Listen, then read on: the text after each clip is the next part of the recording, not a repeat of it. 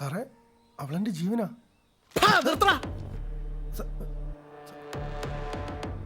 ആ കുട്ടിയുടെ കഴുത്തിൽ ആരോ ശക്തിയായി ഞെരിച്ചിരിക്കുന്നു എന്ന ഡോക്ടറുടെ റിപ്പോർട്ടായത്. ആ പതിഞ്ഞിരിക്കുന്ന കൈപ്പത്തി നിന്റേതാണെന്ന് ഉറപ്പിക്കുന്ന ഫോറൻസിക് റിപ്പോർട്ട് ഇതാ. ഇനി പറ ലക്ഷ്മണ, എന്താണ് സംഭവിച്ചത്?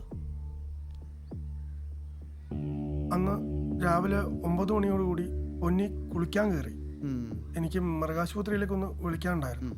എൻ്റെ ഫോണിൽ ചാർജ് ഇല്ലാത്തതുകൊണ്ട് നിന്റെ ഫോണിൽ ചാർജ് ഇല്ലാത്തത് കൊണ്ട് നീ പൊന്നിയുടെ ഫോൺ എടുത്ത് വിളിച്ചു. ഫോൺ കട്ട് ചെയ്ത് കഴിഞ്ഞപ്പോൾ വാട്സപ്പിലേക്കൊരു വീഡിയോ വന്നു. അത് കണ്ട് നീ ഞെട്ടി, നിന്റെ മോളും ഞെട്ടി. ഈ കഥ നീ നേരത്തെ എൻ്റെ അടുത്ത് പറഞ്ഞല്ലേ?